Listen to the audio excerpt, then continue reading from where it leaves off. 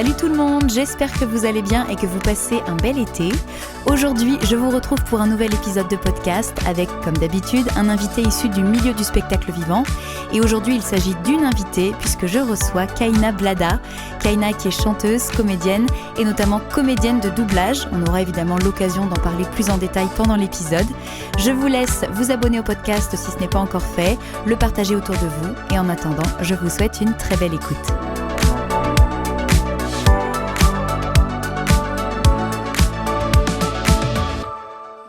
Alors Kaina, comment tu vas aujourd'hui ? Eh bien écoute, je vais plutôt très bien, je te remercie. Et toi, comment vas-tu, Mamaïsou ? Eh ben, ça va très bien, merci de me poser la question.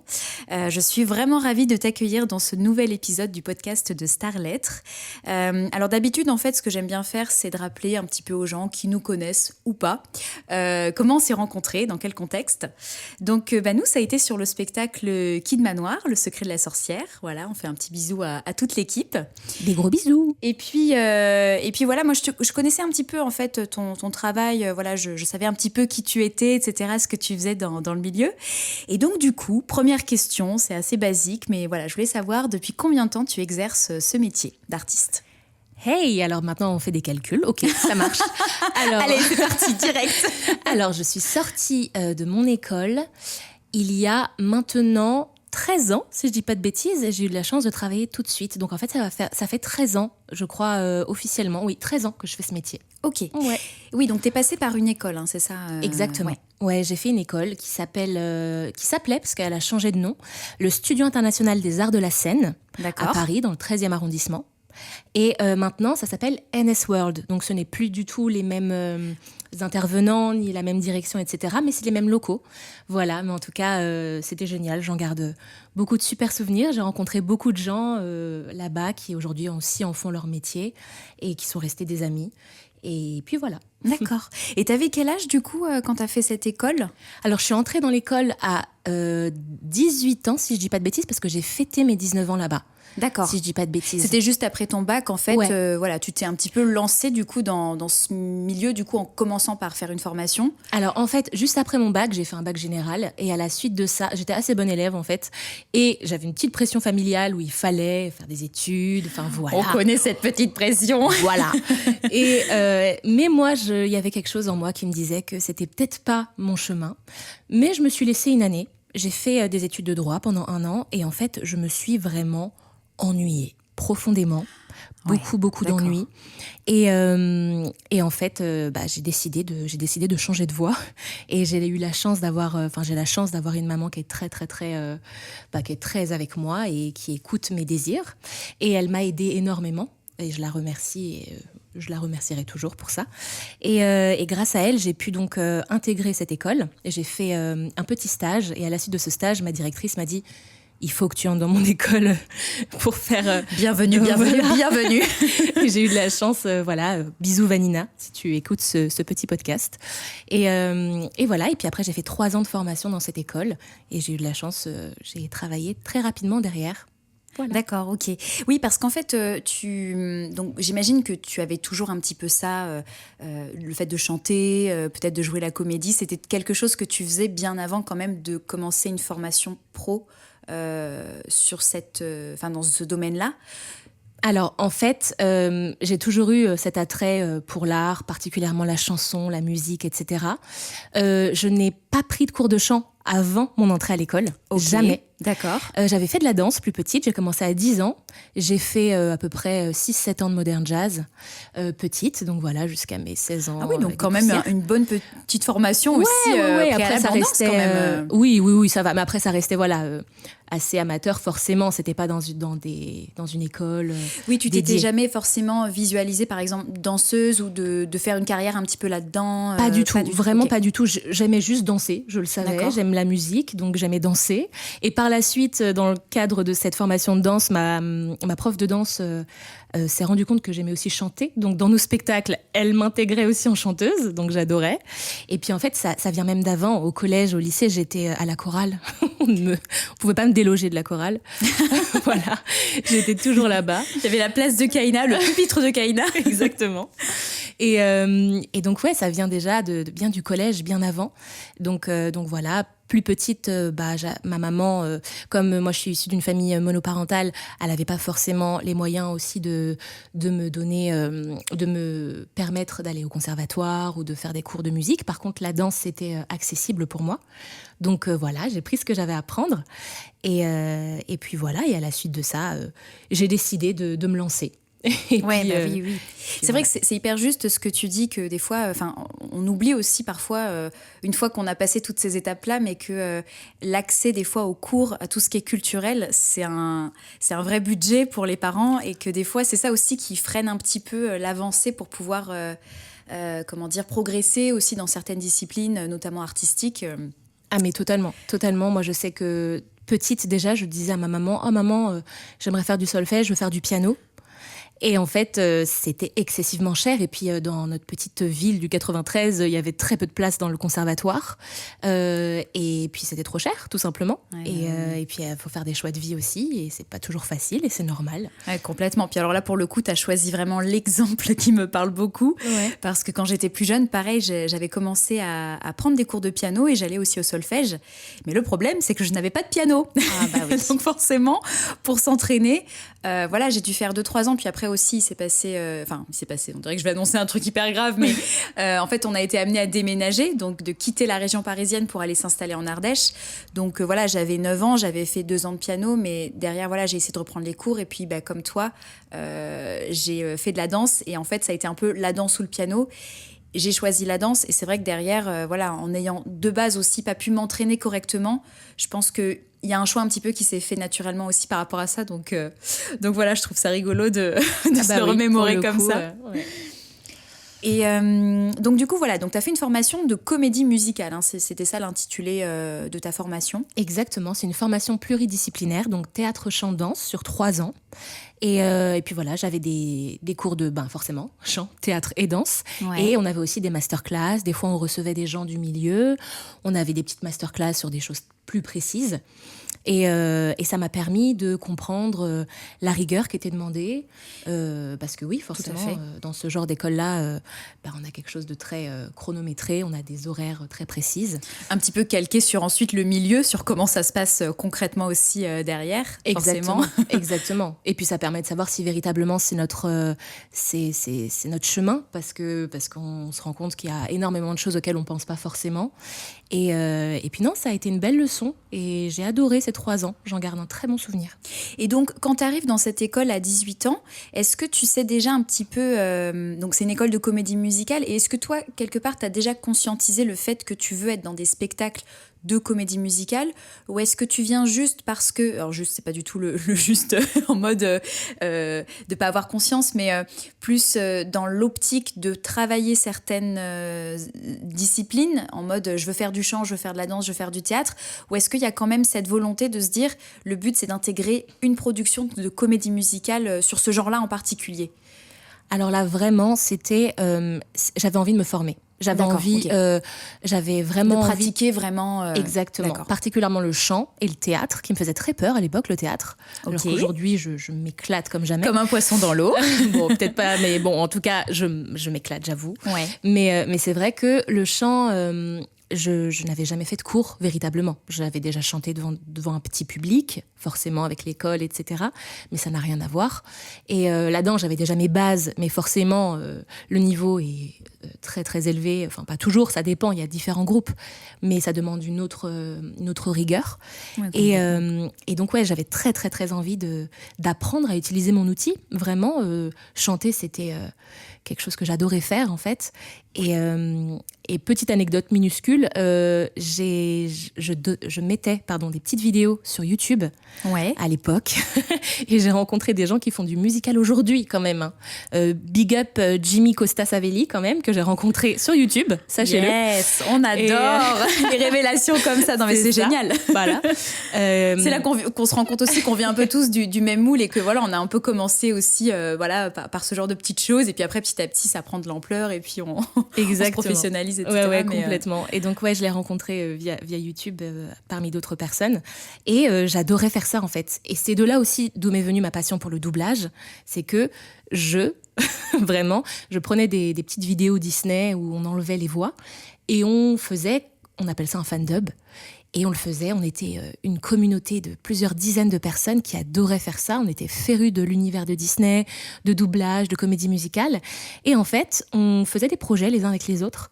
J'avais 16 ans à l'époque. Et on se faisait des réunions Skype. Enfin, je me souviens de cette période qui était trop rigolote, où on chantait les uns les autres le soir, tout ça.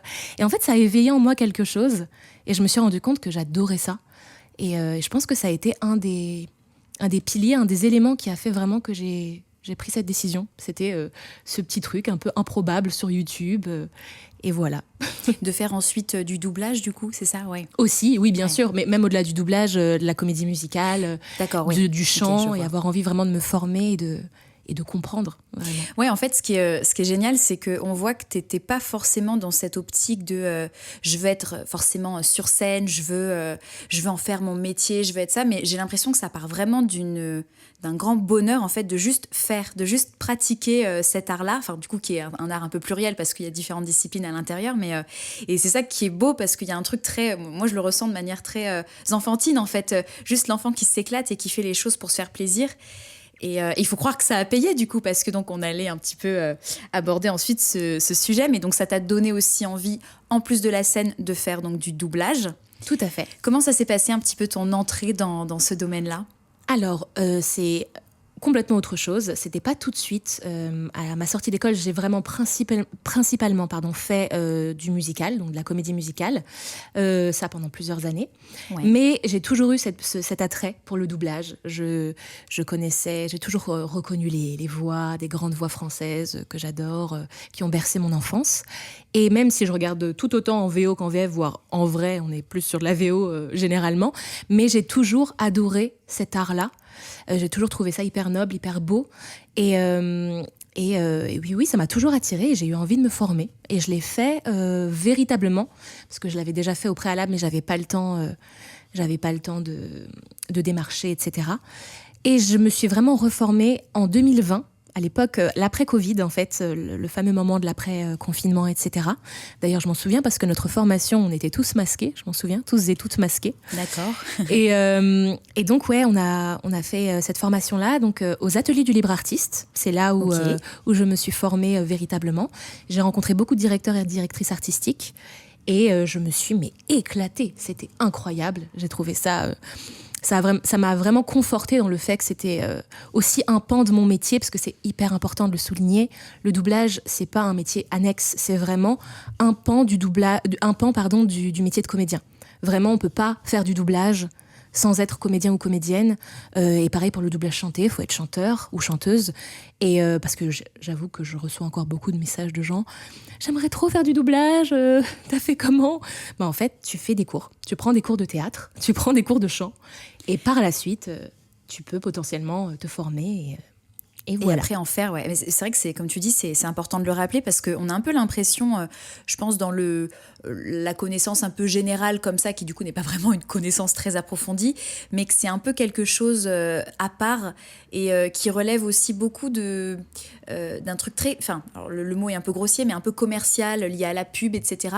Et que ça passe un peu comme si c'était indépendant du cursus un peu plus artistique, standard, d'abord je fais du théâtre, j'apprends à chanter, j'apprends à placer ma voix, etc., à donner vie à mes émotions, etc. Enfin, toutes les choses qui peuvent faire partie du cursus classique de comédien et de chanteur.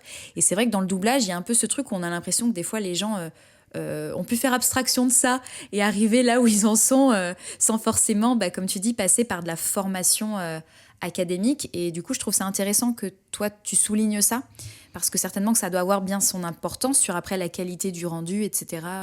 Ah, mais c'est tout simple. De toute façon, on ne peut décemment pas essayer de se mettre dans les chaussons, et nous on utilise un terme un peu bizarre, aller dans l'œil du personnage.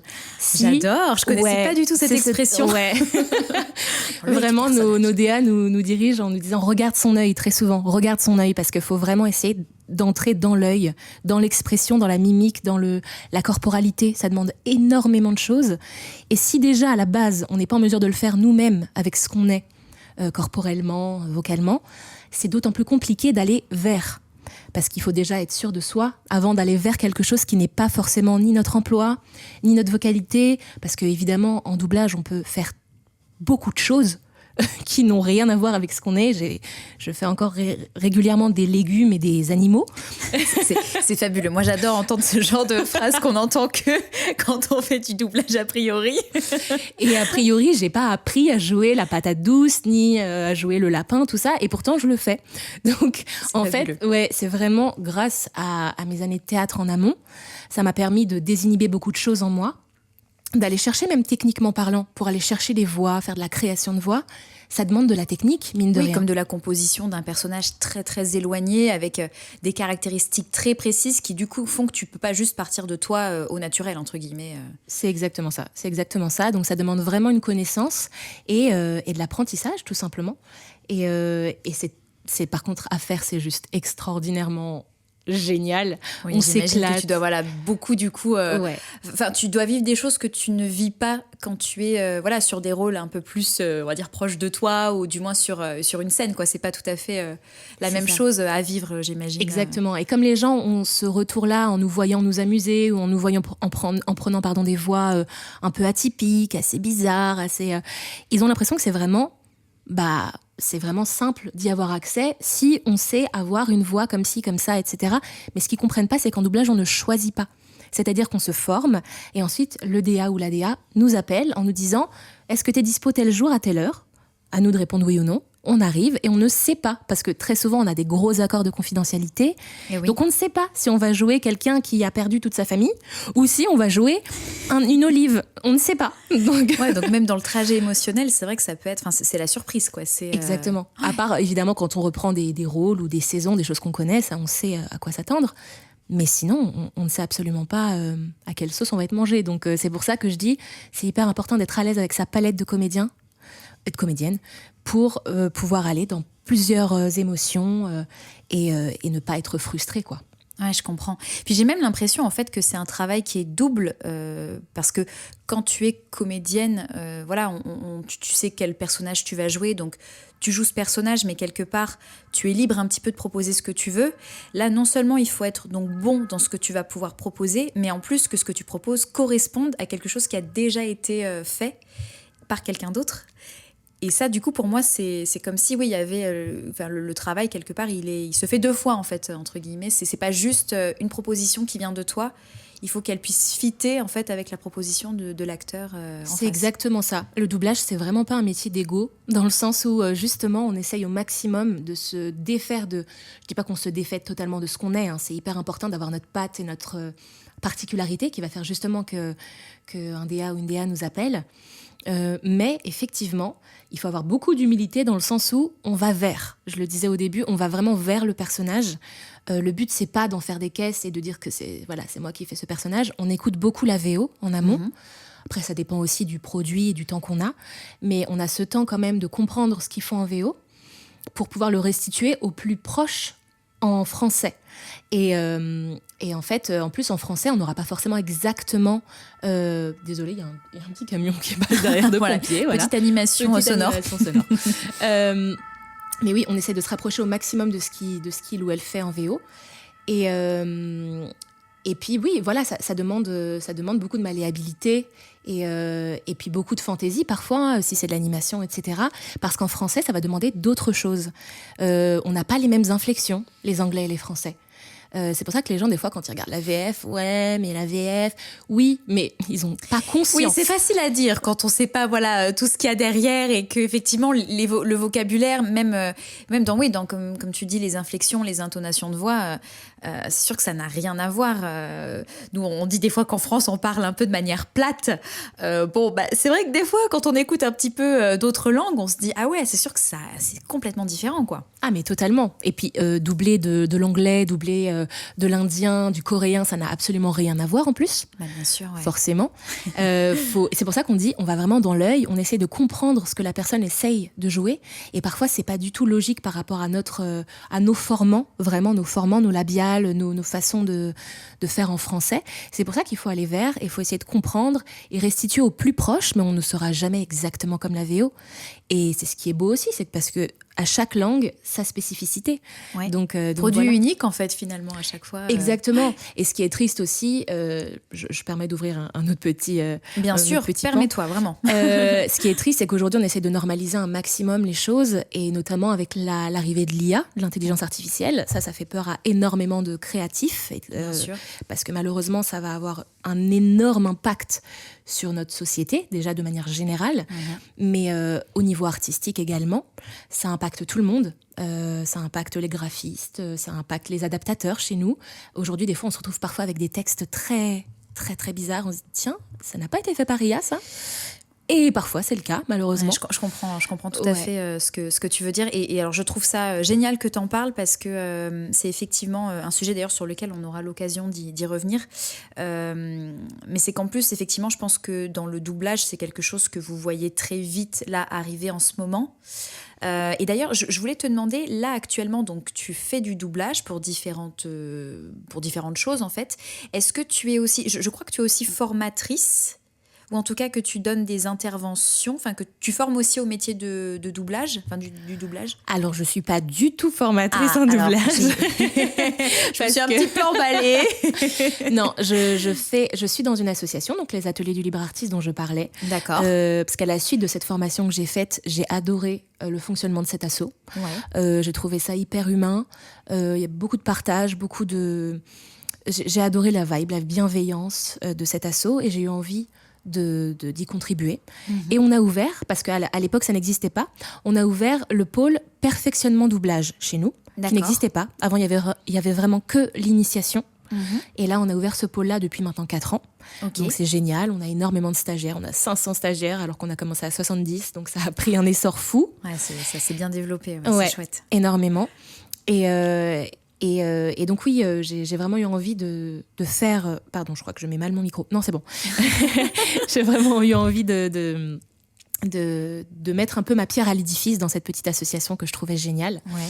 Et donc, je ne sais même plus pourquoi je disais ça à la base. Oui, parce que tu m'as demandé si j'étais formatrice. Voilà. Moi, je croyais que tu donnais carrément des cours, etc. Mais tu fais des interventions. Alors, je peux intervenir de temps en temps en tant que personne externe en fin de stage, par exemple, pour parler avec les stagiaires, leur dire comment ça se passe l'après. Donc ça, il n'y a pas de souci. Je peux répondre à plein de questions. Comment on fait pour démarcher, comment on fait à la suite d'un stage pour continuer à assister. Enfin, il y a plein de choses comme ça. Par contre, effectivement, comme je ne suis pas directrice artistique du tout, je suis vraiment que comédienne, et je ne forme pas. C'est normal qu'on laisse la place aux directeurs et directrices artistiques, dont c'est le métier déjà, et qui seront en mesure de faire travailler nos stagiaires par la suite. Parce que moi, concrètement, j'aurais pas l'œil d'un directeur artistique, et en plus de ça, je serais pas en mesure de faire travailler les gens. Donc, a priori, il y a quand même moins d'intérêt à ce que ce soit moi qui forme. Et c'est quelque chose qui t'intéresserait par la suite, de devenir du coup directrice artistique et de former, ou en tout cas d'avoir une autre place en plus de celle que tu occupes actuellement ? C'est une très bonne question, ça. Je mets les pieds dans le plat. Alors, Kaina, dis-nous tout. Alors, j'adore ce métier. Je le trouve incroyable, parce que quand je vois faire nos DA, je trouve ça génial. Et puis, c'est vraiment... pour nous, on a vraiment cette sensation qu'on est dirigé par un metteur en scène ou une metteuse en scène. C'est vraiment ça. Des gens qui nous donnent... en fait, oui, un plateau, c'est presque comme un plateau de théâtre. On va avoir vraiment des indications, on va vraiment aller vers le personnage au maximum, avec toutes les petites subtilités qui font que forcément... Oui, je pense que ça doit être très riche, comme tu dis, la comparaison avec le metteur en scène. Hein. C'est que c'est à chaque fois une mine d'or de tous les conseils, etc. Ça l'est. Donc, et puis en plus de ça, il fait aussi office de directeur de casting. Parce qu'en plus, il fait son cast, ou elle fait son cast, et ils appellent leurs artistes, et ils font leur petit cast. Bon, parfois, il y a des essais, on appelle ça des essais, un peu comme des auditions chez nous. Pour certains gros rôles, on passe des essais pour voir si on est pris ou non. Et pour certaines choses, il n'y a pas besoin d'essais. Les clients font confiance à leurs DA, et donc les DA nous appellent directement. Donc ça dépend des produits.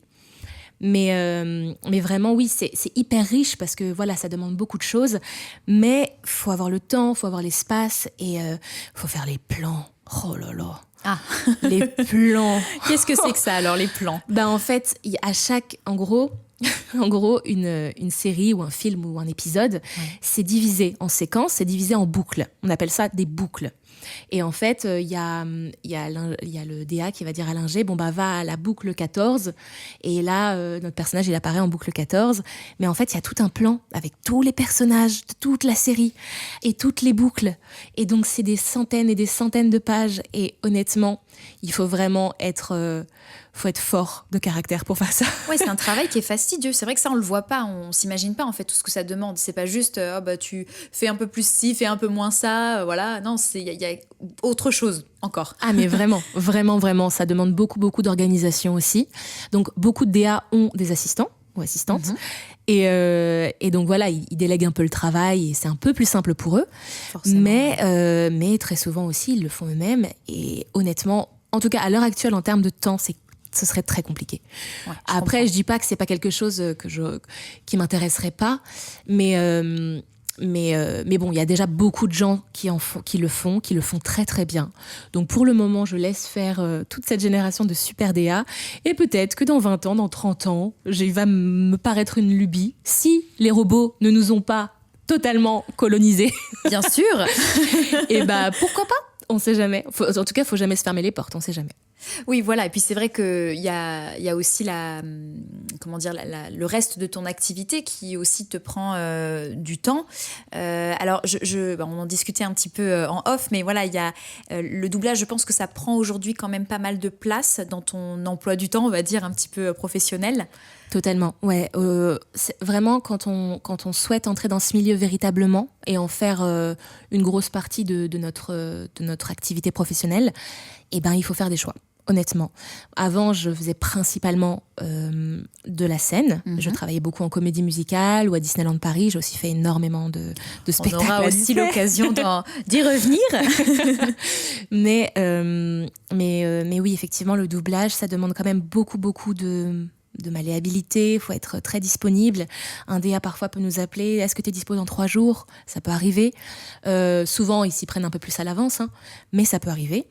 Et il faut avoir beaucoup de dispo dans nos emplois du temps parce que dès lors qu'on est pris sur une saison, il y a potentiellement la saison 2, il faut être pris sur plusieurs sessions aussi.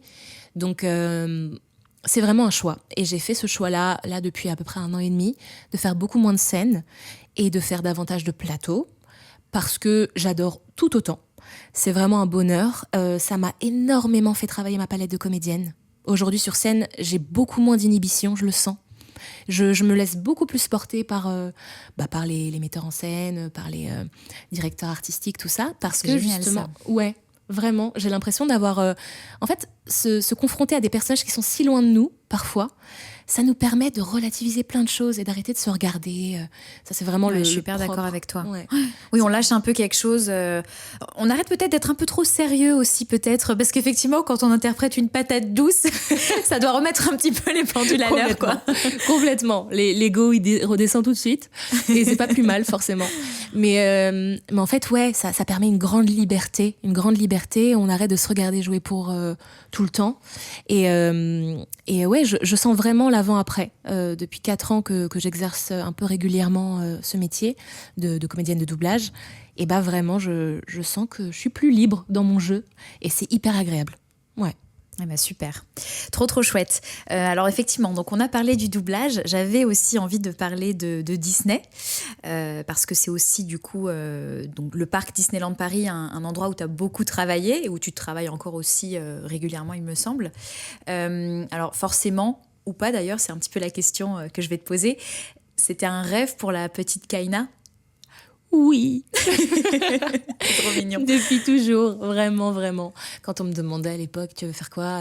Je disais vraiment, je veux être comédienne de comédie musicale. Je veux faire du doublage. Ça, à l'école, déjà, je le disais. Ah oui, donc ouais, t'avais quand même un peu conscientisé. C'est marrant parce que des fois, enfant, en fait, on a des idées très claires en fait de ce qu'on veut faire. Alors là, c'était plus à l'école pas primaire ou quoi. Ça, c'était vraiment à l'école de comédie musicale, je savais. Mais par contre, à l'école, non, rien à voir. À l'école, je voulais être médecin-chercheur ou chanteuse, j'avoue. Donc c'est là où artiste, c'est pas mal parce que du coup, ça permet d'englober tout ça. C'est ça, exactement.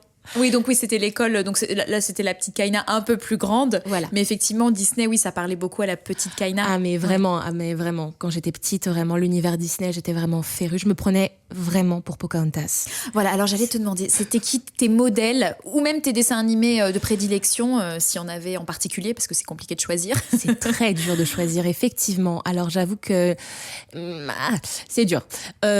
Disons que l'un de mes préférés, c'est quand même Le Roi Lion. Il est tellement majestueux, c'est vraiment un chef-d'œuvre. Aussi bien musicalement, visuellement, c'est une claque, quoi. Quelle beauté de réalisation.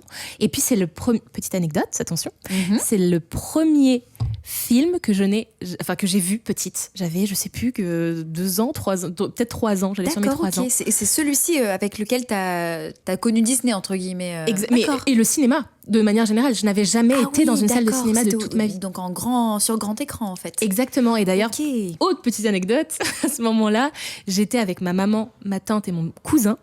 J'étais vraiment donc toute petite et la salle était un peu dans le noir, forcément. Et je ne savais pas à quoi m'attendre et j'étais en train d'un peu de geindre. Et ma maman essayait de... Et je disais, mais maman, mais qu'est-ce que c'est? Donc j'étais un petit peu... voilà, pas très agréable. Et en fait, au moment où l'écran s'est allumé, j'ai vraiment dit très fort dans le cinéma, « Ah, mais fallait me le dire que c'était une grosse télé !» Et en fait... Mais trop mignon. Et donc tout le cinéma a ri. Ma mère me raconte encore cette anecdote aujourd'hui. Tous les gens dans le cinéma ont ri à ce moment-là. Et puis j'ai passé un super moment, quoi. Tu m'étonnes.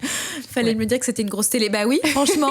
C'est ça. Pourtant, elle voulait me faire la surprise, mais faut prévenir. Voilà, donc petit conseil, si vous emmenez des enfants pour la première fois au cinéma, Kaina a le mot magique, a la formule qui marche à tous les coups. Voilà. Ok. Mais après, il y a pas forcément, pour en revenir à ce que tu m'as posé comme question, il y en a plein d'autres. Musicalement parlant, mon préféré, c'est le Hunchback, le Notre-Dame. Oui, parce le Bossu de Notre-Dame, le Bossu de Notre-Dame, très beau, des musiques. Musicalement, pour moi, c'est vraiment un de mes préférés. Et puis il y en a tellement. Pocahontas parce qu'en fait, vraiment dans ma tête, à un moment, je pense que j'étais certaine peut-être d'être Pocahontas. Il y avait quelque chose. Et écoute, voilà. Vraiment, je chantais à tue-tête chez moi. En plus, j'avais les cheveux longs, très longs, très raides, à 6 ans. Et voilà. Et mes tantes m'appelaient Pocahontas, certaines. Donc oui, donc il y avait quelque chose, voilà. Et puis j'ai envie de dire, c'est bien tombé, puisqu'après il y a eu donc à Disney, on va dire, des personnages que tu as pu côtoyer de très près. Voilà. Donc ça c'est chouette aussi, parce qu'il y a ce côté un petit peu a dream comes true, qui voilà, des rêves qui se réalisent quand on devient vraiment au centre comme ça de ce qui se passe à Disney, de ce monde merveilleux, et qu'on côtoie tous ces personnages qui nous ont fait rêver.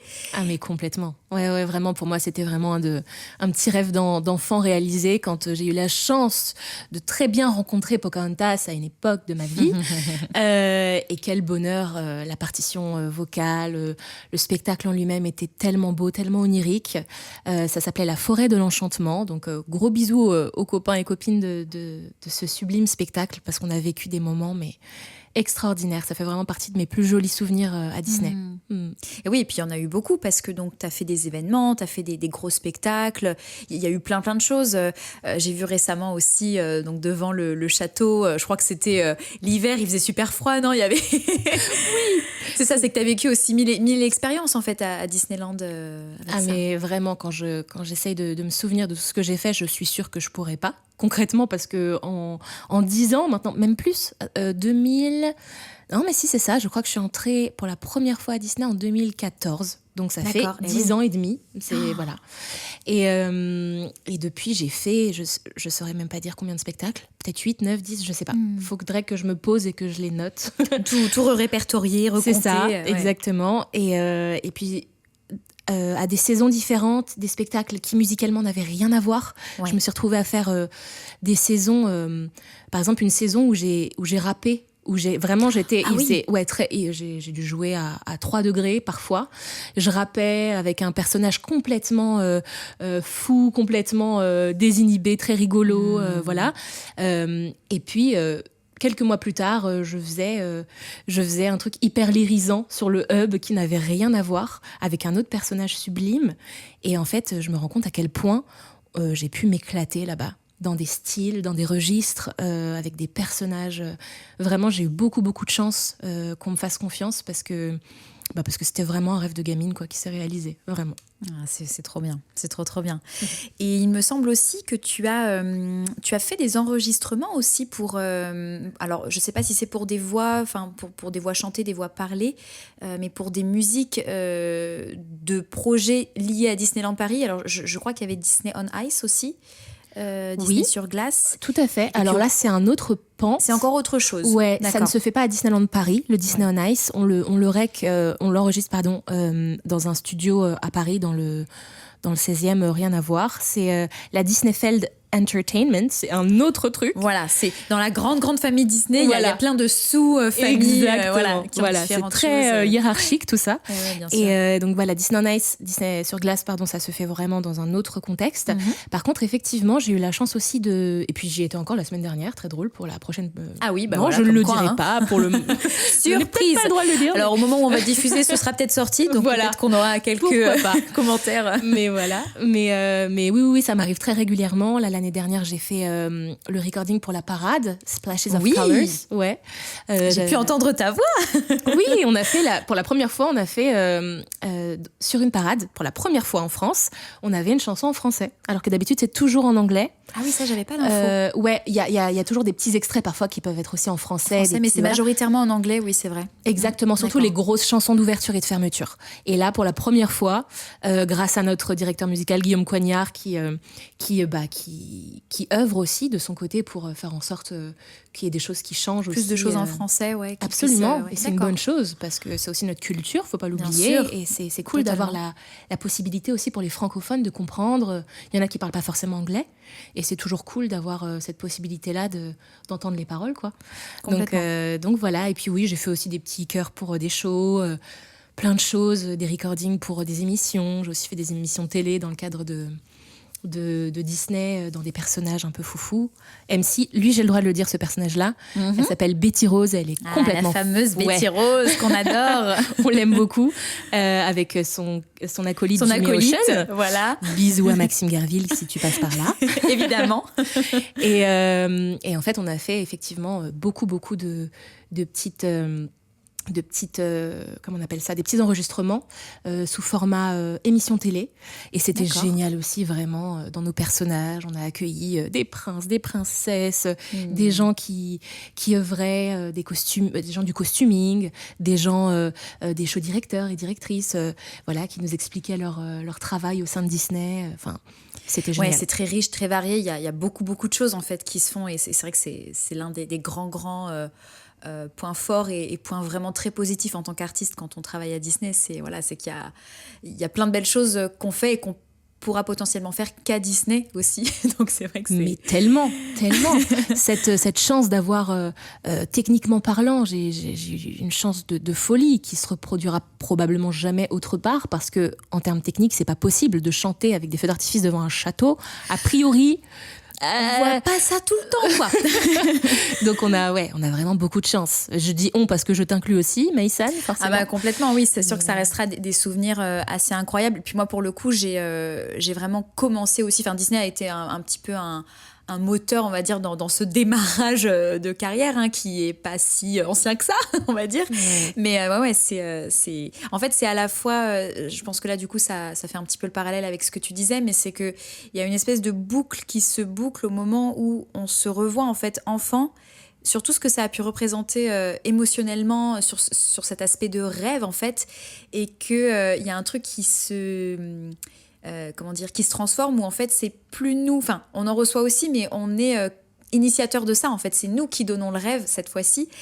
Et ça, c'est vrai que c'est quelque chose, je me dis, je sais pas si on peut se rendre compte en étant enfant qu'un jour ça pourra être le cas, en fait. C'est vraiment ce truc en plus de Disney, où les rêves qui deviennent réalité. Je pense que pour nous, effectivement, on a la chance de peut-être pouvoir le vivre d'une manière assez unique, en fait. Donc c'est beau. Et puis c'est bien d'en prendre conscience aussi, parce que des fois, dans la frénésie du truc, on oublie, et puis après ça revient et on fait non, mais en fait c'est ouf ce qui se passe, et profitons-en, quoi. Bien sûr, et on a beaucoup de chance aussi, et les spectateurs, les guests, on les appelle nous. Tout à fait, nos invités. Ils ont aussi beaucoup de chance dans le sens où il y a une énorme diversité de spectacles qui sont proposés maintenant, depuis quelques années. Et beaucoup d'artistes live, des choses qui ne sont pas dans d'autres parcs, dans d'autres... voilà. Et surtout des gens d'une grande qualité, parce que parfois on a tendance à entendre dans notre milieu avant, moins maintenant, parce qu'il y a beaucoup de gens qui travaillent à Disney maintenant. Tout à fait. Mais on avait tendance à entendre, et puis aujourd'hui encore, certains journalistes, je ne sais plus, c'était il y a moins d'1 an, il y a peut-être 1 an et demi, sur Brut, des gens... non, c'était Brut, je ne sais plus. Je crois que c'était Brut, si je ne dis pas de bêtises, et qui avait fait un petit article en disant qu'ils ne s'attendaient pas à ça de Disney, parce que pour eux, c'était un petit endroit où on faisait ses cachets vite fait, mais ils n'ont absolument pas conscience ni connaissance de la complexité de l'audition, qu'il faut passer parfois 3 à 4 tours. Ils ne se rendent pas compte du nombre de personnes qui veulent entrer dans cet univers qui est celui-là. Bien sûr. Et puis, de la chance qu'on a, vraiment, en tant qu'artiste, de pouvoir défendre ce genre de choses-là. C'est pas du tout... Enfin, moi, je le prends comme une fierté, je dis. Oui, c'est pas donné à tout le monde, en fait. Y a déjà, dans les gens qui auditionnent, il y a beaucoup de gens qui sont très talentueux. Donc déjà, d'arriver à passer un petit peu... voilà, les tours, ces différents caps, c'est déjà, oui, comme tu dis, une chance énorme.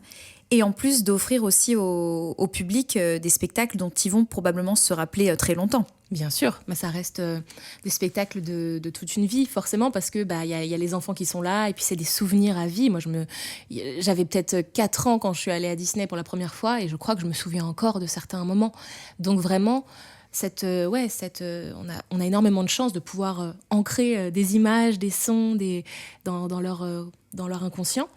Mais oui, c'est vrai que je trouvais ça dommage à l'époque quand j'entendais ah ouais, tu travailles à Disney, mais pourquoi pourtant tu devrais faire plus de comédie musicale. Mais en fait, je n'ai aucune honte, et au contraire, je suis ravie de le faire, parce que c'est un très bel endroit où travailler. Il faut que les gens en prennent conscience. C'est pour ça que c'était juste pour dire que on n'y entrait pas comme dans un moulin non plus. Ah, mais bien sûr.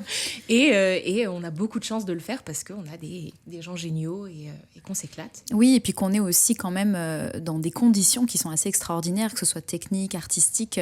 Et ça, c'est vraiment très, très, très appréciable. Et alors, c'est génial parce que tu me fais la transition parfaite sur la prochaine question. Donc, on a parlé tout à l'heure rapidement de l'impact potentiellement négatif du coup que pouvait avoir l'IA sur le doublage, mais sur l'art, en fait, finalement, de manière générale. Et moi, ça m'amène à une question qui est assez importante et que je suis contente de te poser aujourd'hui. C'est qu'en tant qu'artiste, comment tu vois le fait de porter sa voix sur des sujets comme ça de société, des sujets dont on parle de plus en plus, des sujets très actuels. Voilà. Est-ce que c'est un peu une nécessité ? Est-ce que c'est quelque chose que toi, tu tiens à faire particulièrement ? Comment tu vois les choses par rapport à ça ? Alors moi, j'ai toujours été de la team je dis ce que j'ai à dire. Honnêtement, je me suis jamais censurée sur quasiment aucun sujet. Pour moi, c'est aussi le propre de l'artiste d'avoir sa façon de voir les choses. Pardon, j'ai un petit chat dans la gorge, je reviens tout de suite. Pour moi, c'est vraiment un devoir presque. Parce qu'en tant qu'artiste, on peut potentiellement, pas toujours, mais parfois on a la chance d'être suivi sur les réseaux, on a la chance d'avoir une fenêtre où des gens nous écoutent vraiment et sont intéressés par ce qu'on peut dire, parce qu'ils nous suivent artistiquement et que par la force des choses vont aussi écouter ce qu'on a à dire forcément.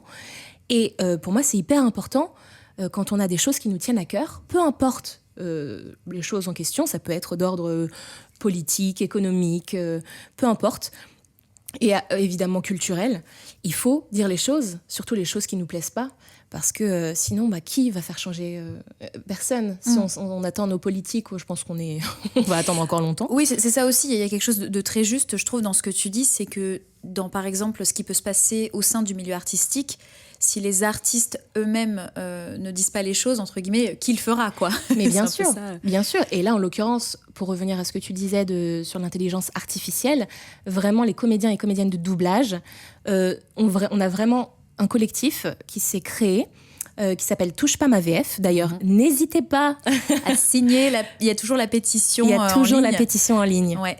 On mettra le lien donc suivant là où l'épisode sera diffusé, parce que voilà, on aura peut-être potentiellement plusieurs plateformes, mais ce sera intéressant effectivement si certaines personnes n'ont pas connaissance de l'existence de cette pétition. Voilà, on mettra le lien. Ouais, c'est hyper important parce que on se bat. Alors effectivement pour nos métiers, hein, mais pas que pour nos métiers. Vraiment, on est représentant en tant que comédien de doublage des adaptateurs, des graphistes, des détecteurs, parce que c'est des gens qui détectent le mouvement des lèvres, etc. en doublage.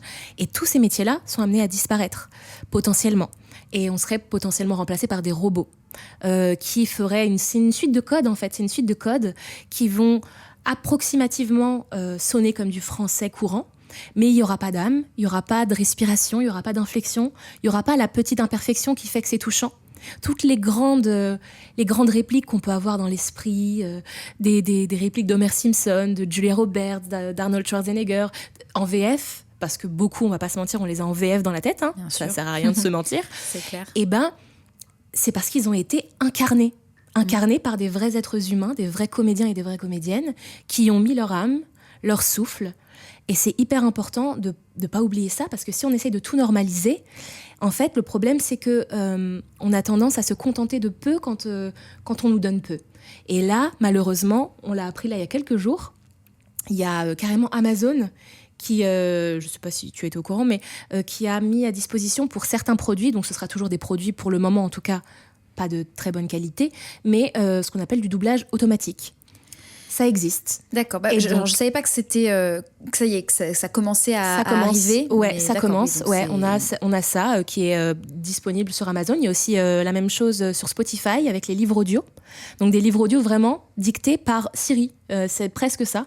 Donc c'est un peu mieux maintenant parce qu'en fait, ce qui se passe, c'est que forcément, ils volent notre travail.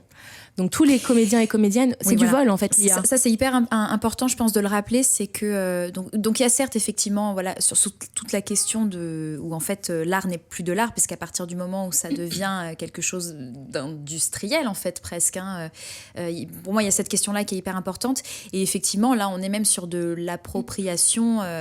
De quelque chose, c'est du vol de propriété intellectuelle en fait. C'est exactement ça. Et en France, on est protégé. Ouais, on est protégé avec la voix est notre propriété personnelle. Et en fait, on a la DADR qui nous protège, etc. en tant qu'artiste de voix. Et aujourd'hui, avec l'IA, il y a par plein de procédés, etc., et par des choses un peu bizarres, ils essayent de nous faire signer des contrats. Là, par exemple, je suis sur un jeu vidéo dont je ne peux pas donner le nom, mais l'éditeur, c'est Electronic Arts, c'est tout ce que j'ai le droit de dire. Et avec plus de 30 autres comédiens et comédiennes, on s'est mis d'accord pour ne pas signer un avenant au contrat. On nous a demandé un avenant au contrat très très flou qui stipulait que potentiellement, en gros, parce que c'est pas comme ça qu'ils le disent forcément, mais qui pouvait piocher dans ce qu'on fait et dans ce qu'on propose pour nourrir l'IA, l'intelligence artificielle générative. Ça m'étonne pas, mais tout comme on voit aussi beaucoup sur les réseaux sociaux que maintenant il y a tout ce qui est mention avec l'IA, etc. Alors moi, de manière très personnelle, j'ai un petit peu en horreur les POV réalisés. Quelle angoisse. Ah vraiment, dès que j'en entends, je scrolle un bon coup pour pas que ça continue, parce que vraiment j'ai beaucoup de mal, mais c'est très personnel avec ça. Mais en fait, c'est un petit peu aussi une illustration parfaite de ce que tu disais sur ce fameux doublage automatique que maintenant les services, les plateformes se mettent à proposer. C'est que, comme tu dis, il y a pas d'âme, c'est robotique. Alors, quand bien même ça pourrait être amené à être perfectionné, je pense qu'en fait là on se trompe de chemin. C'est-à-dire que l'IA, je pense que comme Internet, comme beaucoup de choses, tant que ça reste un outil qui permet peut-être de simplifier des procédures, des choses, voilà, c'est chouette. Mais à partir du moment où ça remplace l'artiste, c'est là où en fait c'est pas du tout. On se plante quoi. Pour moi en tout cas, on se plante. Voilà. Je suis parfaitement d'accord avec toi. Et puis même, ça pose aussi des questions éthiques. Complètement. Jusqu'où on va laisser un robot, une intelligence donc artificielle, pas humaine, pas émotionnelle, vraiment artificielle, nous dicter ce qu'on a envie d'écouter, ce qu'on a envie de... Aujourd'hui, il y a même des gens, des compositeurs. Il y a des gens qui s'autoproclament compositeurs parce qu'ils ont demandé à ChatGPT de faire ci, ça, et puis ça leur donne quelque chose dans l'espace d'1 minute 30, dont ils n'avaient absolument pas idée 20 minutes avant. Et en fait, c'est des gens qui vont aujourd'hui peut-être potentiellement faire des musiques comme ça. Donc on ne va plus demander aux compositeurs de créer, etc. Mais pour avoir accès à ça, c'est des milliards je pense que j'exagère pas quand je dis de milliards, d'heures de musique qui ont été copiées, qui ont été utilisées. Quand quelqu'un dit oui, alors je voudrais une musique classique type je sais pas moi, Mozart, et ben en fait c'est du vol concrètement, c'est du vol. Donc c'est la même chose pour les comédiens, c'est la même chose pour les chanteurs, c'est la même chose pour les graphistes, dont on va de plus en plus se passer. Et en fait, on va stagner. Pendant peut-être 10 ans, ça va fonctionner, parce que l'être humain finit par accepter la médiocrité, et puis voilà, on va se complaire là-dedans. Et je pense qu'à un moment, ça va être le serpent qui se mord la queue, parce que l'IA ne peut pas se nourrir d'elle-même. S'il n'y a pas de choses extérieures, etc. S'il n'y a plus de créativité, il n'y a plus rien. On tue un petit peu je sais plus ce que c'est l'expression dans l'œuf. Oui, c'est un petit peu ça, quoi. C'est que effectivement, l'art, c'est parce qu'il y a des artistes, et de croire qu'à un moment donné, on va pouvoir remplacer l'art par autre chose, ce sera plus de l'art, ce sera tout ce qu'on veut, mais certainement pas de l'art.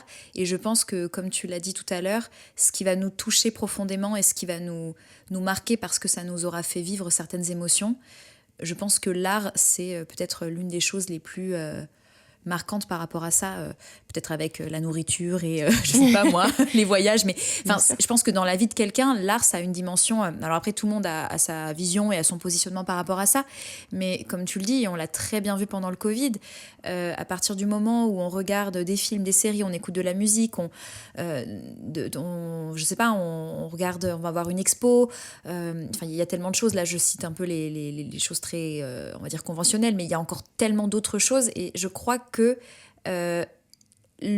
cette période d'ailleurs du Covid aura au moins fait prendre conscience que c'est pas juste quelque chose comme ça pour faire joli, un petit divertissement, ça va bien au-delà de ça, c'est que ça donne un petit peu aussi le sel de la vie, quoi. Et je pense qu'il y a des gens qui peut-être même se reconstruisent grâce à l'art. Ça a pour moi une dimension qui est énorme en fait, et bien plus grande que celle qu'on a pu lui accorder jusqu'à maintenant.